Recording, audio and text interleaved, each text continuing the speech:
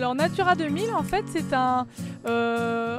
concrètement, c'est un réseau de sites naturels qui ont été désignés pour leur richesse biologique et qui découlent des politiques européennes. Alors plus particulièrement, il s'agit de deux directives.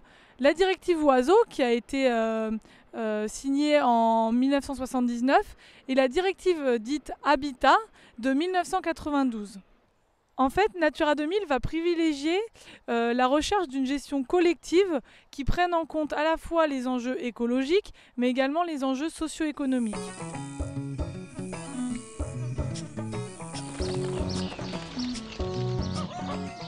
Alors Natura 2000, en Ardèche, ça représente quand même 24 sites qui sont répartis sur l'ensemble du département, avec quand même une concentration un petit peu plus importante de sites dans le sud-est du département.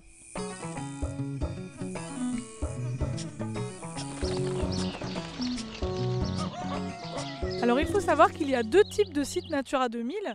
Les zones de protection spéciale, dites ZPS, qui sont désignées au titre de la directive Oiseaux, dont je parlais tout à l'heure, et les zones spéciales de conservation, ZSC, qui sont désignées au titre de la directive Habitat. Dans tous les cas, un site Natura 2000 doit être présélectionné sur certains critères, des critères de richesse écologique, de qualité des habitats naturels, également sur la présence d'espèces d'intérêt communautaire qui sont donc listées dans ces directives. On dit souvent que les zones Natura 2000 sont des zones qui sont sous cloche et qu'on laisse la nature en elle-même.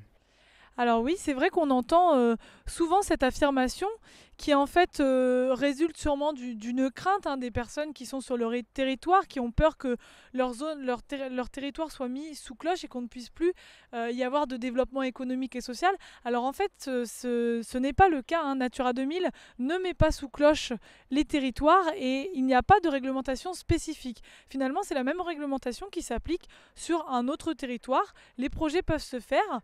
Par contre, il y a une petite particularité, c'est que certains projets, selon leur dimension, en fait, peuvent être soumis à une évaluation environnementale supplémentaire quand ils sont sur le site Natura 2000 ou à proximité et qu'ils sont susceptibles d'impacter les espèces pour lesquelles le site a été désigné.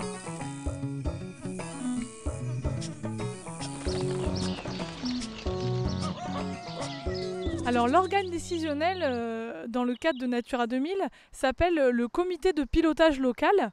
Il y en a un pour chaque site Natura 2000.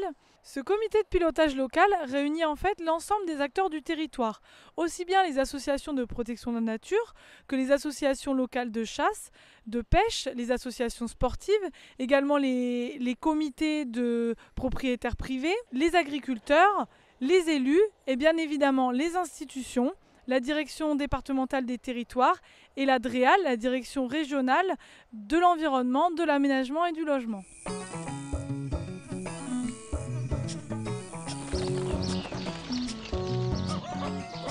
La gestion concrète des sites Natura 2000 est assurée par une collectivité locale s'étant portée volontaire et désignée par vote par les élus des communes, des communautés de communes et des EPCI.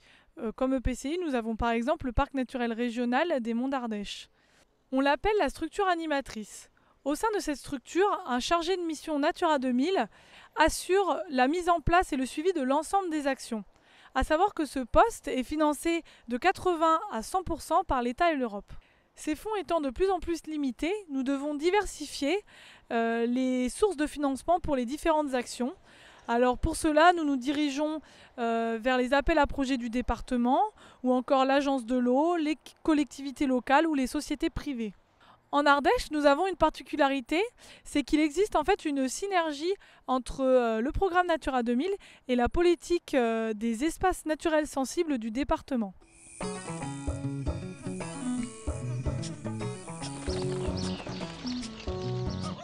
Il faut savoir que nous avons deux sites Natura 2000 sur la commune du Pouzin.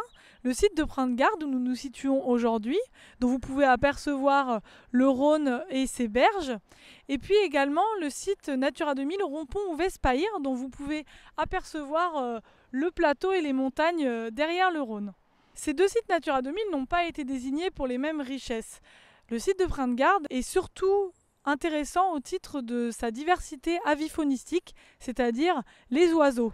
En effet, Ce site est très important pour les différentes phases de vie de ces oiseaux, que ce soit la période de migration, la période d'hivernage ou la période de reproduction.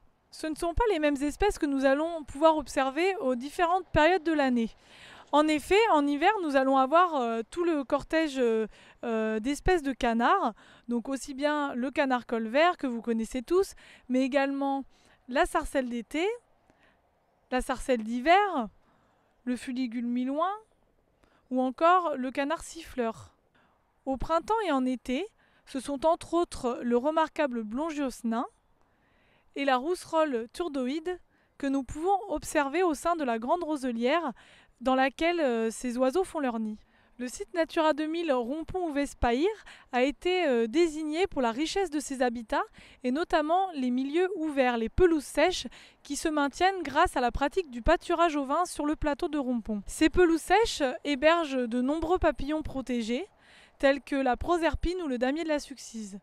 Sur ce site, nous retrouvons également des affluents de l'Ouvèze qui ont été désignés notamment du fait qu'elles hébergent une espèce protégée, l'écrevisse à pattes blanches, qui est menacée à la fois par la pollution des eaux, mais également le recalibrage des cours d'eau ou encore l'introduction de l'écrevisse américaine. Enfin, ce site comporte de nombreuses grottes qui sont utilisées par les chauves-souris que les scientifiques appellent les chiroptères et qui sont des espèces considérées en déclin aujourd'hui. Ce déclin est en partie dû au déversement de nombreux pesticides sur les cultures qui affectent directement leurs ressources alimentaires, les insectes. En France, nous retrouvons 34 espèces de chauves-souris qui sont toutes protégées par la loi du fait de leur déclin. Au total, sur le site Natura 2000 Rompont-Ouvèze-Payre, ce sont 13 habitats d'intérêt communautaire dont 2 prioritaires et 19 espèces d'intérêt communautaire dont une prioritaire qui sont présents.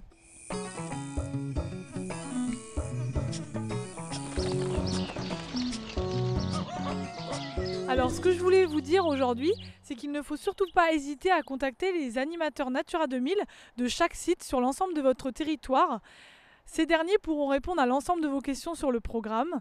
Également, n'hésitez pas à venir découvrir l'ensemble des sites en famille ou lors des sorties que l'on organise. Et enfin, je voulais vous dire que vous pouvez être fiers de votre territoire, fiers de la richesse écologique et biologique qu'il y a sur ces sites Natura 2000.